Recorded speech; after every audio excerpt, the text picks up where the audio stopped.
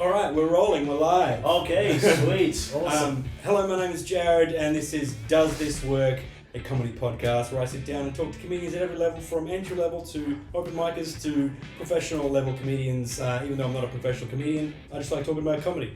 And my guest today is Zimbabwean-born MC, comedian, actor who now resides in Perth, who came in number one winner of the 2024 WA Comedian of the Year, finalist in the 2025 WA Comedian of the Year, capturing the hearts and minds of people around the country. Ladies and gentlemen, Thabo Tshuma. Thank you so much for that austere introduction. I just realized that's my bio, isn't it?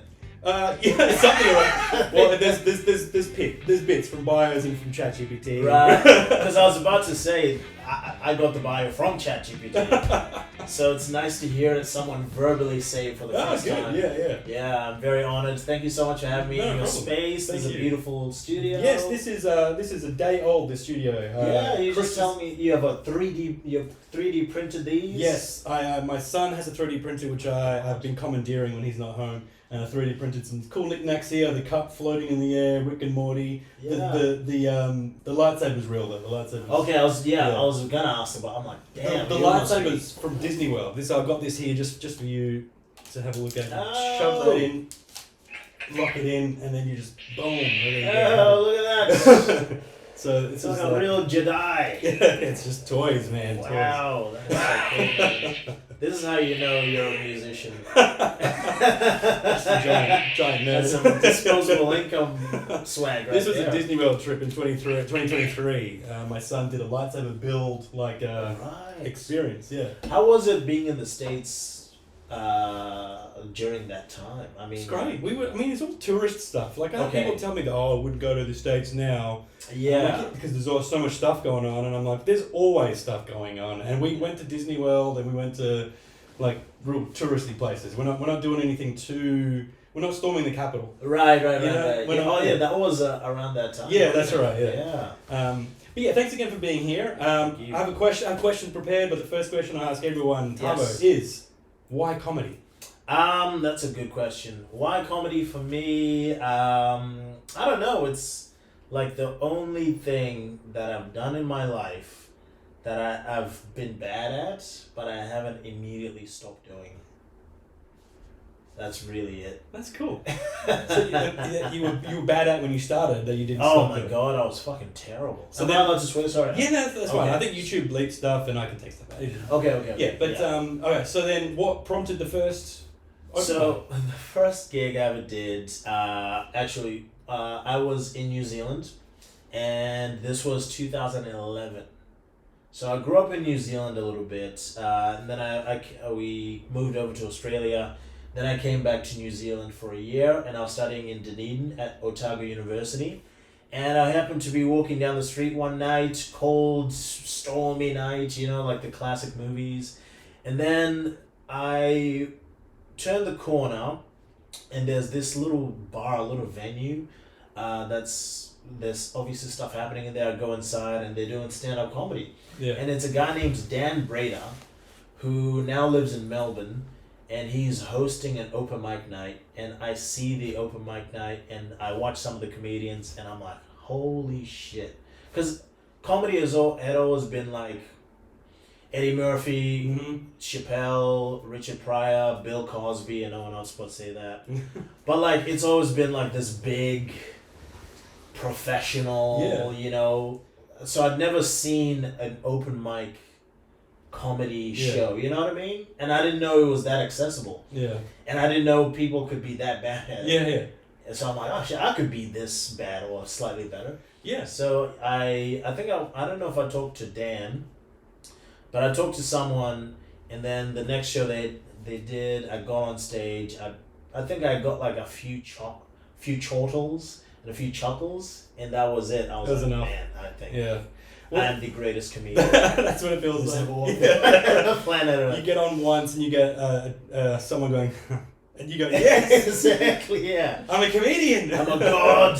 Well, I had the same thing. But I thought that comedy, like, I wanted to be a comedian my whole life before I knew a comedian was. Is that right? So like, I remember being in year one and making people laugh, making some kids laugh, and going, "Well, that's great. That's Right. awesome." And then even my parents to this day will tell me stories about how I'm like, I would imitate my Sri Lankan uncles and stuff. You know what I mean? And like do impressions of them and do little act outs. I have no memory of it. And then and then discovering, like, I think I discovered Seinfeld first probably, and then Eddie Murphy shortly after that. And I was like, but looking at comedians like that at that level, I was like, that's not a job. That's like they've been chosen. Yeah. You know what I mean? By the gods. Yes. Like to do this. I didn't consider it a realistic like pursuit. And then I was learning guitar as well from when I was about 9 or something. And then so I was like, well, if I can't do that, maybe I'll be a musician. If I can't do that, I'll be an actor. And I just chose a bunch of things that are completely unrealistic that I get to sort of somewhat do now. I'm pretty much a full-time musician. Yeah. I do some acting as well. But you're an actor as well. I did a little bit. I was terrible. Right. I was really bad. I started with theater. When I was at Otago, I was studying theater. Yeah. And I loved theater. I still do.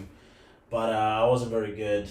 And I don't know. I did a few plays at uni and then a little bit outside of uni. The first thing that I did outside of uni was I did a Gilbert and Sullivan opera. Yeah. And I was in the chorus. Wow. I was a tenor. Yeah. And I got to sing opera and like run around and dance, and I was like, this is the life. Yeah. Dude. This is so awesome.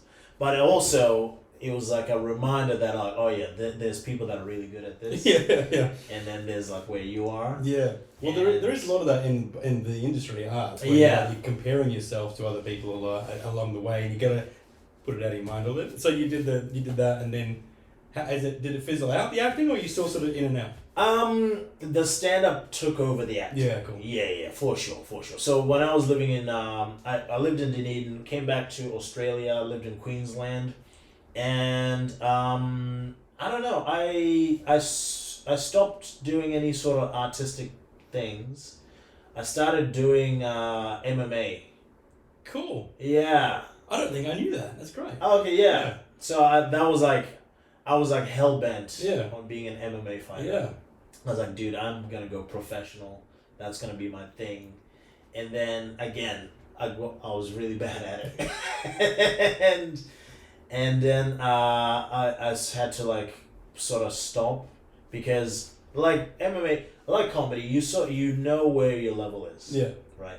But bombing in combat sports is a lot more painful physically. And you have more black eyes and bloody noses. Yeah. So I sort of knew, okay, I'm not going to do that. And then comedy sort of reared its ugly head again. I can't remember how. I think I was in a cafe, because I'm going all over the place. Yeah, that's cool. Lived in a small town in Queensland called Rockhampton. Rockhampton, Queensland, shout out. Put the pipe down. And there was this vegan cafe there. And there was this lady, her name was Jodie van der Wettering. And she was in there looking to put on a comedy show the same time that I was in there looking to put on a comedy show. Yeah. Me and Jodie linked up, and then we sort of started doing comedy in central Queensland in the small town, like one gig every 2 months. Yeah.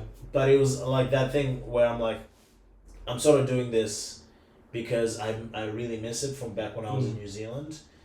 And it's not going to go anywhere, Yeah. And then slowly but surely it started to build up a little Yeah. bit. I'm doing more gigs. I'm realizing more that I'm not John Jones, Anderson Silva. I'm probably closer to Eddie Murphy. I mean, that's relatively speaking, you know what I mean? That's more what I want to do.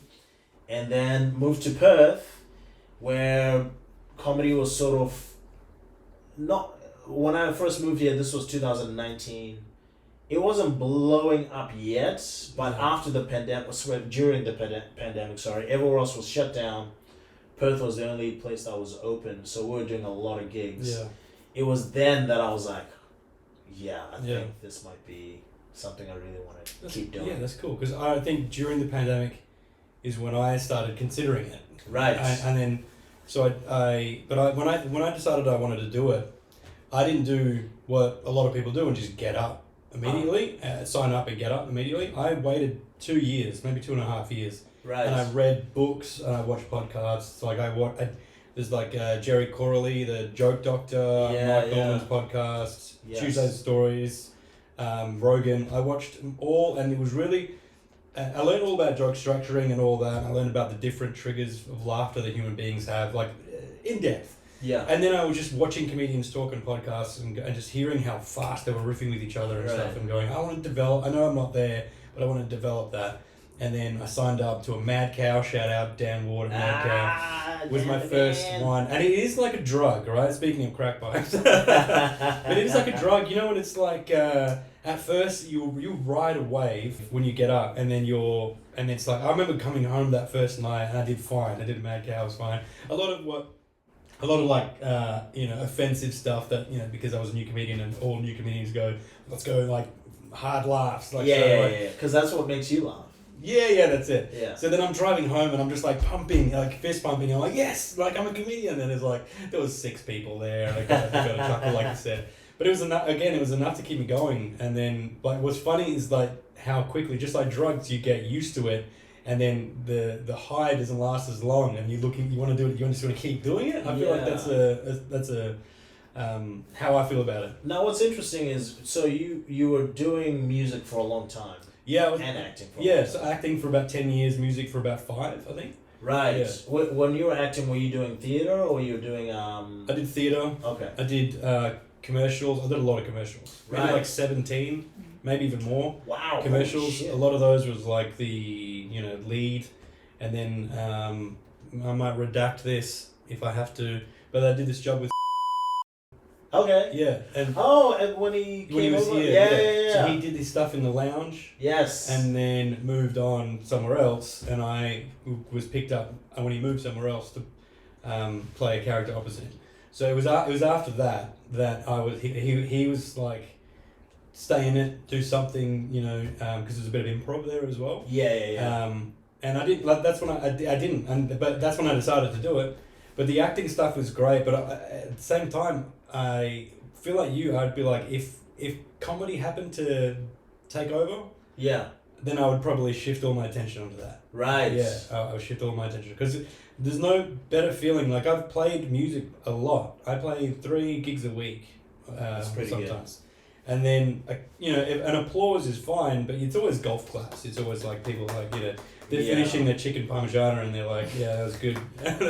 Man, I always I always watch musicians. Yeah. Like especially live pub musicians or like I'm like it takes such spiritual fortitude to just like, especially because I'm sure you've had those moments where you're hitting that rhythm and you're really connecting with the music and you're getting taken somewhere inside your brain and your heart, but then everyone else is still just munching away. Well, I was asking you about acting in these different mediums. Yeah. And have you found that has helped you with comedy? Oh, for sure. Yeah. So because I had spent 2 years like researching and learning how to structure jokes and write. If I could do it differently, I would have just jumped up on stage and said something for 5 minutes and then learnt along the way. But the only real benefit that I found was that people thought I had been doing it slightly longer than I was. Yes. My first gig, I had a couple of people come up to me afterwards, assuming that I was 6 months, a year in or something, and I was like, oh, that's cool, that's good to know. I came home and I said to my wife, they thought I'm a professional. Not quite professional, but I was, so it's helped. I think I've done theatre as well, like I've been on stages, with plays and musicals and things, so being in front of a crowd is no problem. Yeah. But my mental hang up to begin with was, how do I get on stage and say something to a crowd of people that I've written, trying to elicit a response out of, and what happens if that response doesn't work? What happens if they don't laugh? Yeah. And I don't think I could handle the thought of bombing until I bombed. Yes. And then I was like, okay, well, that's fine. Yeah. It wasn't. I was like, I remember I came in from a early like gong show once. I think the first 3 gongs I got that I ever did, I got through. Yeah. So like the first, like the top 4, I never got through into the 3. Yeah. I think maybe your first one. Was I emceeing that? Possibly, yeah. Yeah. I remember watching you and being like, I think this guy's like from Melbourne or something because he's like really good. Oh, I was a brand new face. I think people thought I was from somewhere else. That's right, but you didn't have like the classic nervous, haven't been on stage, deer in the headlights. Yeah. You sort of you carried yourself on stage as like you belong there, which is a hard thing to develop when someone doesn't come from a performing background. Yeah. Well, then probably I would attribute that to the acting and performing. Yeah. Because like I did a gig at the Guildford Hotel on the weekend, and that was about 180 people just sitting in that little pub area. Yeah. Not one of them were looking up from their lunch to see me. Every once in a while, I'd see someone like tap. But again, that's for me. Like that, I get so enthralled and get so enveloped by the music that I'm playing because I do this whole one-man band loop thing. Right. You know, so sometimes it's really, and I'm stopping and starting, and it's a real performance. It's not just me, you know, playing Country Road over and over again. But although I do play that as well. But it's great. Anyway, I have questions for you, enough about me. Oh, no. Well, I'll ask you one more thing. Yeah, go. Did you come from a music, like within your family, was there a lot of music? My mum used to play piano. My dad used to play drums. But it was my cousin who taught me guitar when I was very, very young. Right. I shared a Facebook post recently because I went through looking at old photos of my parents' house. I found a photo of me when I must have been like a year and a half old with this little toy guitar, and then the next one was me at like 6 or something with another guitar, and then so I just I went and found photos from my childhood. I've been playing. I had a guitar in my hand since I was a baby. So cute. So it was. I should be a lot better than I am, but I'm not. I feel you on that. Do you play any instruments? No, but my father was a big time choir director. Yeah, cool. Yeah. So we've had, my mother is a great singer, singer, yeah. Both my parents are good singers, but my mother's great. So we've had, because we grew up in the church, so we had church music, choral music in our house, like, since I was little, so. My wife and I met in church. No way! I used to play, that's the other thing, I used to play for church in the band, I used to sing. Is that why you're dressed like a youth pastor? Oh God, you know what? I do have this whole thing. You do I do have this whole thing. I was gonna, I've never said it on stage before, but I've been planning to come out and go, I know I look like a retired youth pastor, you know. Dude, you would crush that gig. Especially now with the comedy chops. Oh my God. Oh man, we don't go anymore, but I'm glad. I'm glad I still have the vibe. Be charming them into Leviticus. Hey guys, how you going? Welcome to church. You know. Put your hand up and worship the Lord tonight, guys. Come on, Father God, we just want to. Oh, you know my favorite youth pastor, when they drop the Father God, they're like, God, Dad. Yeah, well, I had that as well. Oh my God. I could beat that. We had one guy who used to say Daddy. Oh, Jesus Christ. My wife is behind the camera going, don't say it. He's not going to watch this. Oh my God. Do you remember any of the jokes from your very first set? So the ones you got the chortles for. Okay. My very first set, I remember I had something about coins. About like, I'm probably misremembering this, but like, I had something about, when you have coins, they have faces on one. They have like a coat of arms on one side, and then they have faces on the other side. And I think the bit was like, because it's always old white people on one side. I was like, when black people get the coins, the face, instead of being like a regal face, it's like. Yeah. Like, why is a black person holding me right now? I don't know. Yeah, I have such a terrible memory. That's good, but obviously none of them you're using today. No. I think the oldest thing that I do is this bit I have about taking a shit. I don't know if you know the bit. Possibly. So the bit is like, the way I do it now, I'll just do it because it's useless, but like, the way I do it now is I moved here to Australia. I don't know how much Australians drank until I was drinking with an Australian and he shit his pants. Yeah. Then he comes to work the next day, and then I'm like, your secret's safe with me. I know what happened last night, but he's like bragging about it. And then another guy asks him, "Hey man, when you shit yourself last night, was it a log or was it diarrhea?" And then I'm like, who's ever shit their pants and it's a log? Yes, I do remember this bit. Yeah. Like never in human history. There's an intent to shit your pants if it's a log.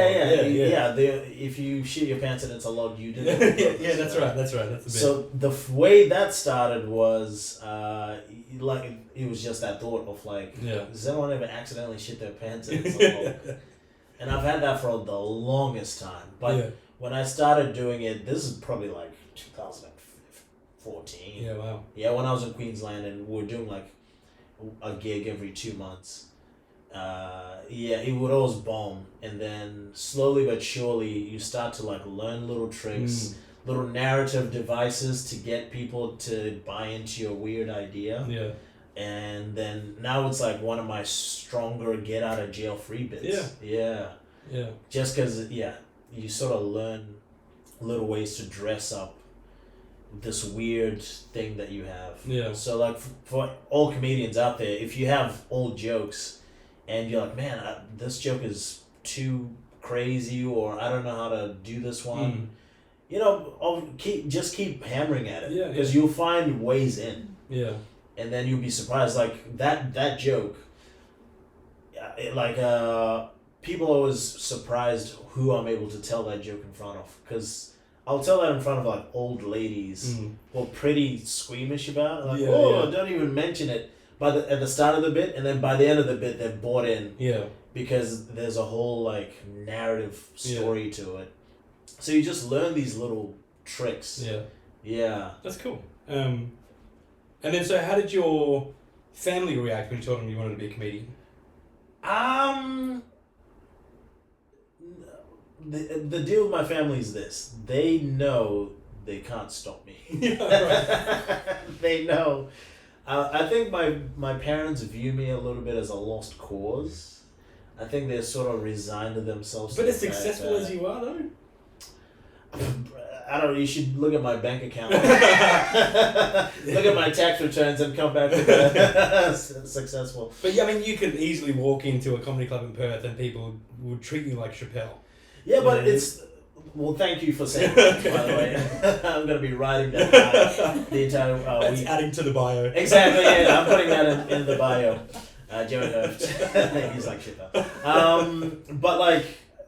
I don't know. It's hard for them to contextualize stand-up success when there's no money behind it. Yeah, you know what I mean. I get it, because I thought when I told my parents that I wanted to pursue acting. This is when I was 29. That's a hard sell. Yeah, but they were like, I thought they were going to be like, that's not going to make you any money. But my dad was like, I always thought you should be an actor. Really? Yeah, and I was like, well, why didn't you? And then when I started comedy 10 years later, 39, I started last year, a year ago today. Mm-hmm. Yeah. Congratulations. Thank you. I thought, I wasn't worried about what they would think, but again, both my parents were like, yeah, we always thought you should do something like that. Then why didn't you just nurture it? Do something. Because they were like, my mom's like, you were always doing impressions and things of aunties and uncles. Wow. And I was like, well, that'd be good to know, to be like pushed into it a little bit when I was younger. But I guess, like you said, now I had the experience as an adult. I had when I was comfortable on stage, not only because of the acting, because I'm 40 years old. Like I don't have that self-consciousness. Like I'm self-deprecating. I'm whatever. But like I don't care what people really. I don't care. At the end of the day, it doesn't matter. So well, it's interesting because I think about this all the time. When's the best time to start doing comedy? Like I look at guys. There's a lot of young guys in the scene, as you know, like 20, 21, 22, and you're like, God, I wish that was me. I wish I was still 22. But then, at the same time, the amount of life experience you'd have versus what they would have, you have such a richer well to draw from than what someone else would be. And then, if they were to get success, they probably don't know what that means. Yeah. Whereas you know, like, if I get this gig at this time, this is fucking big. Yeah. I'm gonna treat this with respect. Yeah, I do, and as I've said, I usually say it when there's competitions or whatever, and I'm in a green room and everyone's chatting. I'm like, I'm just happy to be here. I'm happy to be in the conversation. Anytime I'm fortunate enough that someone reaches out and offers me a paid spot, I'm like, I've been doing this in less than a year. I'm just grateful to be here. Just happy to have it. Instead of being like, I fucking deserve that, you know? What is there anything behind the scenes, like, you know, in terms of the grind, that you wish people knew about it, like family who don't get like how intense that it is to come up with material and get it perfected? I don't know. Like I wish people knew. I don't know, you kind of don't want people to know. Yeah. You know? Because it is meant to look like this off the cuff conversation that you're having with a crowd for the first time. So if they knew that it was that you've been working with different crowds to try and get this down, I guess it doesn't. It's like an Adam Bloom sort of thing. I mean, the balloon, not balloon pop, the boom mic moment, he calls it. Right. Where in movies sometimes you see a boom mic drop into frame. It kind of ruins the whole illusion. Yeah, or like you're watching a Marvel movie and then the CGI looks... Yeah. Now I know it's not real. Exactly, yeah. So my dad is he's a pastor, he's a preacher, right? And he only recently became like a full-time pastor after he retired. But he's been a preacher my whole life. Mm. And so I've kind of seen, because preaching and stand-up comedy are the two closest things, like in terms of art forms there are. Yeah. Like preaching and stand-up, it's 100%. so close. Yeah. So when my dad was doing his thing, I would always obviously watch him and watch how people react to him.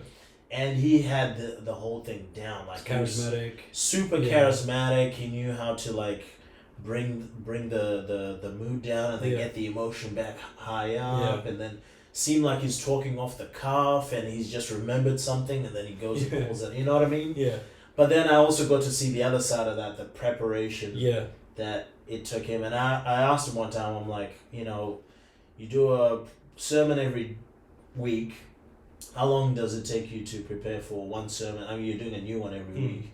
And he's like, I do like 10 run-throughs of that sermon before I get it over the weekend. So before I started doing comedy, I've always had that in my head, like, oh, this is not an automatic, you know? You have to hammer it home, hammer it down for it to look as if it's completely... Yeah. And then do you feel like, because you do a lot of emceeing, do you feel like emceeing has helped that as well? The feeling, because you feel like you have to do some crowd work, chat with the crowd, walk around. I guess it's more, do you feel like it's less constraints to be an MC where you can just like relax and just have fun with the crowd? MC is more constraints. More constraints. Because you have to be the show when the show's not going well. Yeah, right. So you're the only person who's not allowed to be bad on the show. Yeah. Because if you're bad, the show's bad. Yeah, well, I've been brought up, I mean, not the MC's fault, but I've been brought up sometimes to just a crowd that's just dead. Yeah. And someone had just done like a joke that had a cough. You know what I mean? Like that stereotypical like, just dead silence, crickets chirping, and then they're like, Jared Hurft, everyone, and I was like, no. Yeah, and then you're up there and you're fucking cleaning up someone's mess. It's like being a sweeper at Chernobyl. Just, I don't want to get this radiation on me. But emceeing is much harder. No, not much harder. It's more constraint. It's more constraints because you have to be good. So you end up having to do your A material. Yeah, and I guess if you are doing material, and then with the crowd work, like I think there are some MCs that are very like Carl Legacy. Yeah, he's like incredible at just like going off the cuff and improvising the entire set and then getting them ready for the show because he just has this thing where, and I still need to like learn how to do this.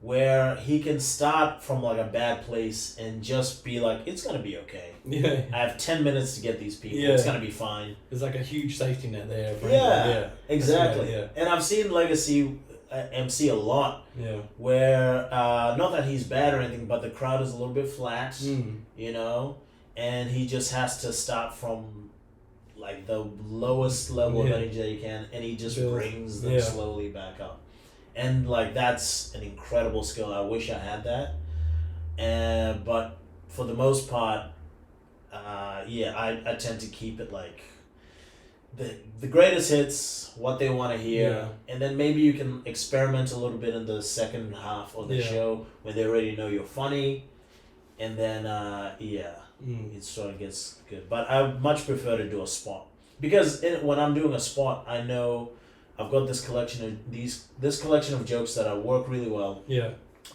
But I can fuck around a little bit. Yeah. Yeah, I can tell them that joke about a pig's penis and because I have this bit at the end that I can. Like you do your callbacks. Yeah. I love a good callback. In fact, I've been told I might do too many. Oh yeah. Yeah. Who said that? Well, there's the Adam Bloom thing. So he didn't say it directly. It was more indirectly. He was like he wouldn't have more than one or two, and I was like, oh man, I think I have it. I set up maybe 3 or 4 to come back right at the last joke, right? And I referenced them all. So which I spent a while doing, and I'm like, it works because it's like almost like one callback, but there was like 3 or 4 jokes at the beginning. Then I do some material, blah blah, and then I have one or 2 jokes at the end, and the last one I just reference all those 3 things in one go. Yeah. But he was like he doesn't like it, and even Chris yesterday was saying that he likes callbacks, and he reckons people look down on him. Do you feel like there's a pressure to consistently write material that your audiences respond to, or do you feel like you're unrestricted enough to write whatever you want whenever you want? So like, say for the material that people have come to know you for, like you've been doing it long enough that you have an audience, right? Do you feel like you have people that somewhat? Yeah, and do you feel like the need to write material that's consistently similar to what you've been writing in your style, or do you feel unrestricted enough that you feel like any thought that you have, it's unrestricted? Yeah. I write a lot of jokes about my family and stuff like that. It's all, my upbringing. And like people have told me the feedback that I've got is like, oh, the stuff about your son was great, the stuff about your wife is great. And I was like, all right, I'll write more about that then. Do you feel like you have to do that, or do you feel like... Yes, I do feel like I have to do that, but that's wrong. Yeah. You should not be doing that. Mm. You should be doing what you're excited about. Mm. Yeah. There's nothing...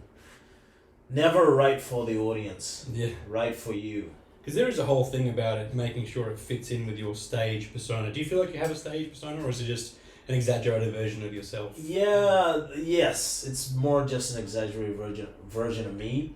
But like, man, the more you can tear away from that thing, the better. Yeah. Really is. Yeah. Like, honestly, if I could go back and, tell younger Thabo what to do, I'll be like, don't get pigeonholed into doing certain material because it's what works best. Yeah. Yeah. Like, don't do that, man. Yeah. No way.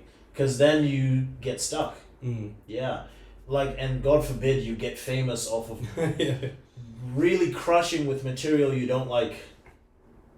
Yeah, fair enough. Now you're just a miserable famous guy. Yeah. Well, do you think that comedians can make it too quickly? Definitely, yeah. Yeah, for sure. And then because we have like TikTok and we have all that stuff where people are building a platform there and then transferring it to stage. Yeah. And then they're immediately viral, famous people. Do you think that the grind is important to bomb over and over again? And what there's this whole thing about, it takes 10 years for a comedian to really find their voice and be who they are and be professional. Yeah. Do you think that's accurate, or do you think... Yeah, tell me your thoughts about making it too quickly. It's tough because I haven't made it. So if I was on the other side of that, I could give more of a perspective. But what I have seen is there's definitely people that get, not even just like they sell a lot of tickets. There's nothing wrong with that. Sell as many tickets as you can as early as you can. But don't get stuck into believing that because you're killing now, you're gonna kill a week from now. Yeah. You're gonna kill a year from now. Yeah. Because then, again, like we were just talking before, you get stuck. Mm. Yeah, you start to write to kill, which you shouldn't be writing to kill. You should write because you think that idea is interesting or you Yeah. think it's funny. And as I was saying to Gavin Baskerville, is like I felt like I was struggling, not struggling, but my the lightsaber's come back. my writing style, I feel like it was a bit of a hodgepodge of like I was doing anecdotes, I was doing sarcastic things, I was doing puns, Yeah. there was a lot of it wasn't very cohesive Yeah. until I started going, all right, who am I, husband, father, whatever. That's who I am, and then the stories about that flow through nicely, and then I can sort of turn the one-liners into a story. Yeah. And I feel like I'm managing to find who I am more, again, only after a year, but I often wonder, like, because I think I got my first paid spot at the lounge with less than 4 months from when I first got on stage. That's really good. Well, it's good, but I also felt like, do I deserve this? Are people going to hate me? Are the open micers going to hate me? Are the pros going to hate me? Yes. Yeah. and that's the vibe that I got. And, Yes. because I remember like being super excited and going to tell someone. I was like, I got a paid spot, and they're like, cool. Oh man. Wait till you be like, the only reason you got that spot is because he's Sri Lankan. That's coming. Don't worry, that is coming. The only reason he dressed like a youth pastor. He thinks he's better.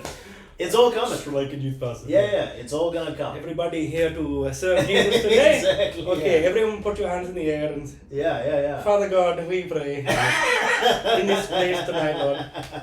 Father God. Rain down on us. I might cut that. It's giving me trauma. No, bring it back. Put it all in. But it is interesting because there's two different kinds of success in comedy. Success, selling tickets, getting notoriety, and then killing on stage. And there's definitely people that will get that first one because they're really good on TikTok or something like that. And then it'll take them a longer time to get to the second one. Yeah, I'm terrible on social media. Same here, bro. I can't handle it. Like people like Gavin Baskerville's great. Yeah. Even Conway does stuff. I can't. Like I don't know what it is, but for some reason the idea of like, what's up, guys?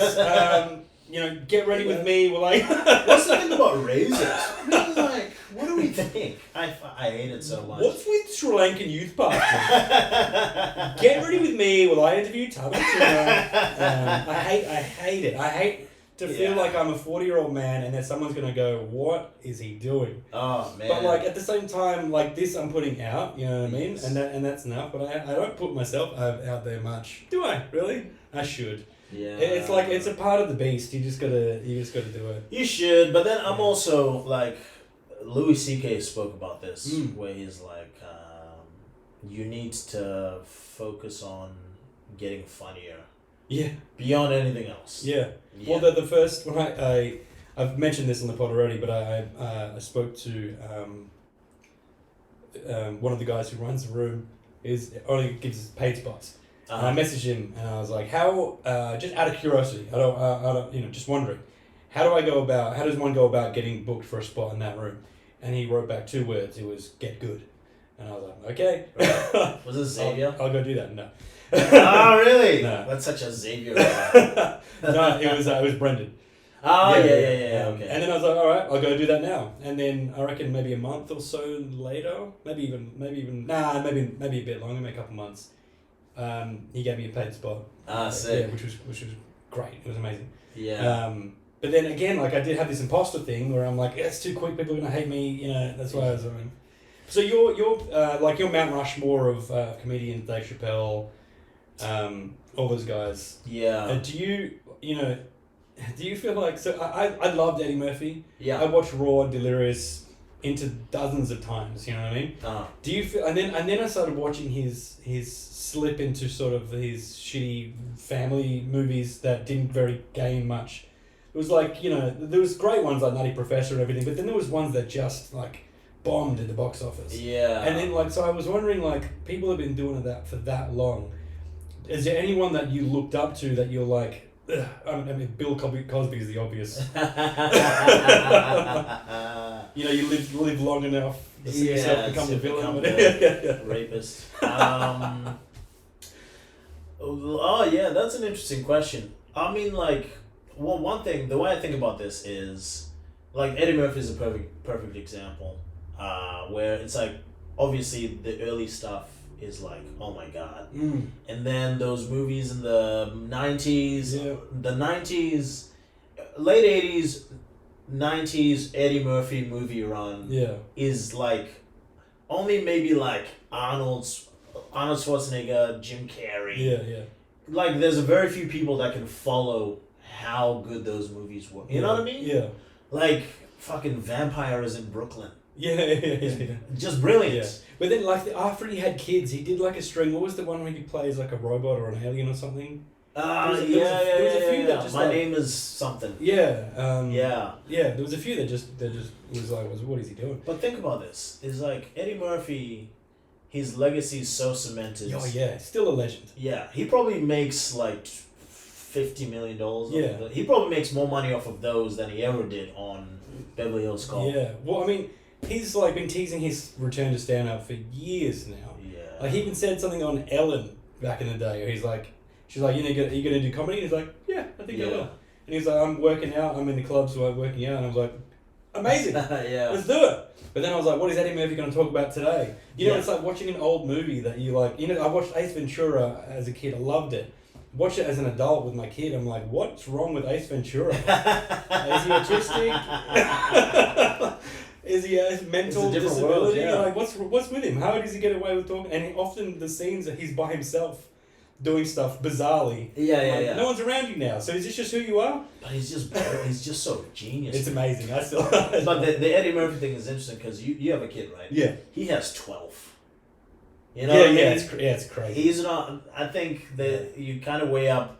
Do you want to be funny, edgy funny guy, or do you want to make $50 million? To put those 12 kids through school. And he's coasting easily now, and people don't look at him as like, oh, what happened to him. People still look at him as like legend, no matter how many like average movies he made after the string of amazing ones. Like, people still look at him as this legend. Well, is there a room like for open micers or beginners or anyone wanting to get into it now? Is there a specific room that you would recommend them getting into, or would you? Is there any? First of all, any rooms that you recommend? Do them all, man. Do them all. Get up, sign them all up. As much as you can, as many as you can. And what about comedians to keep your eye on? Who do you think is? Who are you noticing at the moment in the industry? There's this young man called Jared Heft. Finally. Who's I asked Chris Pachilla this yesterday. And he's like, I was like, is anyone? He goes, nah. Not really. No. Oh, look, there's so many fucking really good young, hungry dudes coming up in the comedy scene. It's so cool. Yeah. Like Lockie Skinner. Yeah. Felix Mavra. Alex Flea. All those guys. Yeah. Even Idma. Idma. No, but like, you know what? Like a black Somalian Muslim girl doing stand-up comedy in fucking Perth. She handles herself, by the way, because like, she like, you know, in a green room full of like 20 to 40-year-old men, and like she rips on them or whatever, and they give it back to her hard. Yes. She sits there and laughs and takes it, and she takes it. She has a great attitude. She's like one of the warmest people that you ever come across.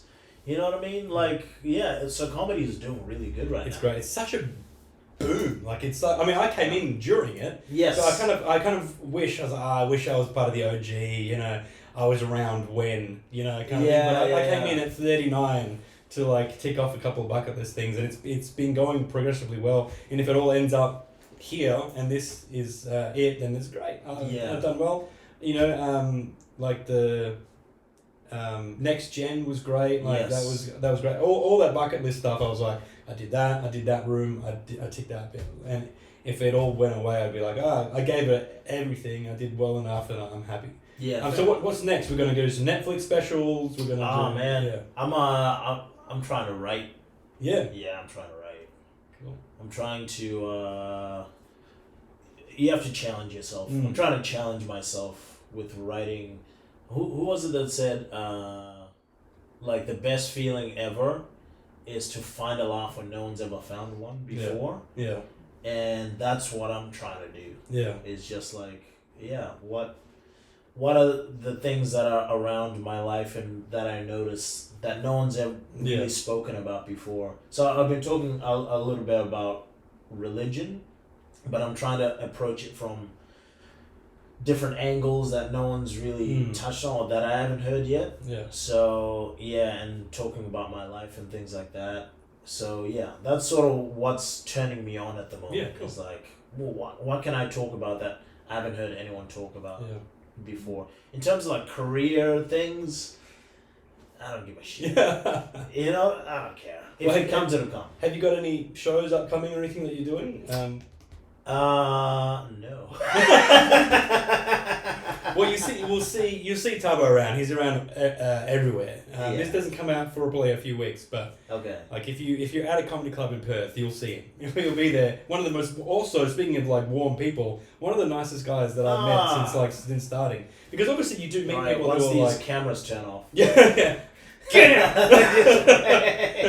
Nursing that coffee for an hour. So the real guy comes out.